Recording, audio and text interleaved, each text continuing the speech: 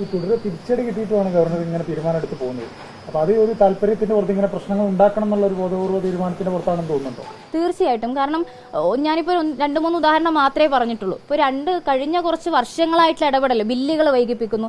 ഇപ്പോൾ ഏറ്റവും അവസാനം ആരോഗ്യ സർവകലാശാലയുടെ വൈസ് ചാൻസലറുടെ കാലാവധി നീട്ടുകയാണ്. ഇതൊക്കെ താല്പര്യത്തിന്റെ പുറത്തേക്ക്, അതായത് VC-ക്ക് ഇണങ്ങുന്ന VC-യുടെ രാഷ്ട്രീയ താല്പര്യങ്ങൾക്ക് എല്ലാവിധ ഒത്താശയും ചെയ്യുന്ന ഉദ്യോഗസ്ഥരെ അങ്ങനെ തന്നെ കാലാവധി നീട്ടിക്കൊടുക്കാനും അല്ലാതെ പുറത്താക്കാനും അതിൽ മറ്റുള്ളവരുടെ ഭാഗം പോലും കേൾക്കാൻ ഗവർണർ തയ്യാറാവുന്നില്ല. നമ്മൾ നിരന്തരം കേട്ടു. എത്ര ഈ തരത്തിൽ ഈ മേഖലകളിലൊക്കെ ഈ വേദികളിലൊക്കെ ഇരിക്കാൻ യോഗ്യരായിട്ടുള്ള ആൾക്കാരെ വല്ലാതെ മാറ്റി നിർത്തിക്കൊണ്ട് രാഷ്ട്രീയ താല്പര്യത്തിന് വേണ്ടി ഇങ്ങനെ കോടതിയെ വെല്ലുവിളിച്ചുകൊണ്ട്, അവിടെയാണ് പ്രധാനം. ഏറ്റവും ഉന്നതമായിട്ടുള്ള ഒരു സ്ഥലത്തിരിക്കുന്ന ഒരു അധികാരി കോടതിയെ പോലും വെല്ലുവിളിച്ചുകൊണ്ട്, കോടതിയുടെ ചോദ്യം ചെയ്യലിനെ പോലും വെല്ലുവിളിച്ചുകൊണ്ട് തയ്യാറാവുന്ന ഈ ഇടപെടലിനെ വളരെ ബോധപൂർവ്വം അപകടകരമായിട്ട് കണ്ടുപോകണം. അതിന് എല്ലാവിധ പ്രതിഷേധം ഉയർത്തേണ്ട സമയം അതിക്രമിച്ചിട്ടുണ്ട്. സഫി അതിലേക്ക് നീടാൻ തീരുമാനം എടുത്തു പോയിട്ടുണ്ട്.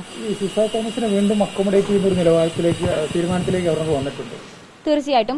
ഈ പറയുന്ന സിസ തോമസ് ആയിരുന്നു കഴിഞ്ഞ പ്രാവശ്യം KTU സാങ്കേതിക സർവകലാശാലയുടെ വൈസ് ചാൻസലർ പദവിയിലേക്ക് ഗവർണർ സമാനമായിട്ട് തിരികെ കയറ്റിയത്.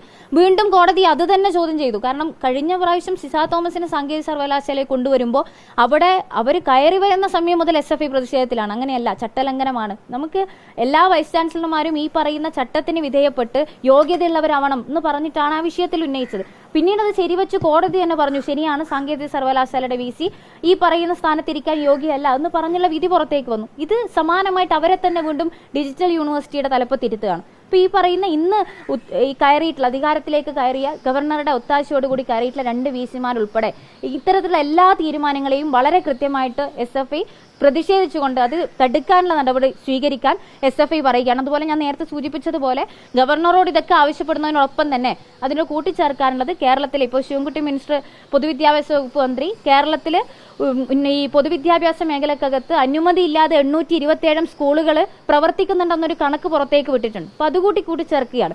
827 സ്കൂളുകളുടെ കണക്കുകൾ പുറത്തേക്ക് വരുമ്പോൾ അവയൊന്നും മതിയായിട്ടുള്ള അനുമതി ഇല്ലാതെ നിലനിൽക്കുന്നുണ്ട് എന്നുള്ള കണക്ക് പുറത്തേക്ക് വിടുമ്പോൾ SFI വളരെ ശക്തമായിട്ട് അതിനെതിരെ നടപടി സ്വീകരിക്കാൻ കൂടി ഈ അവസരത്തിൽ ആഹ്വാനം ചെയ്യുകയാണ്. അപ്പൊ ഇത്തരത്തിൽ വിദ്യാഭ്യാസ മേഖലയിലെ ക്വാളിറ്റി വർദ്ധിപ്പിക്കാൻ, അതിനെ നിയമപരമായിട്ട് കാണാൻ, എല്ലാവർക്കും വിദ്യാഭ്യാസം ലഭിക്കാൻ, രാഷ്ട്രീയ ഭേദമന്യേ വർഗഭേദമന്യേ ഈ തരത്തിലുള്ള വർഗീയതയില്ലാതെ ആ തരത്തിൽ സ്വാർത്ഥ താല്പര്യങ്ങൾക്കപ്പുറത്തേക്ക് എല്ലാവരുടെയും വിദ്യാഭ്യാസം ഏറ്റവും നന്നായി മാറാനുള്ള തീരുമാനത്തിലേക്ക് ഈ പറയുന്ന അധികാരികൾ തയ്യാറാവണം എന്ന് മാത്രമാണ് ഈ അവസരത്തിൽ പറയാനുള്ളത്. അതിനു വേണ്ടിയിട്ടുള്ള സമരം വളരെ ശക്തമായിട്ട് തെരുവിലിറങ്ങിക്കൊണ്ട് SFI ആഹ്വാനം ചെയ്തിട്ടുണ്ട്, നടപ്പിലാക്കും. ഈ പത്തനംതിട്ടയിൽ അമ്മൂന്നോട് ഒരു വിദ്യാർത്ഥി മരണപ്പെട്ടു.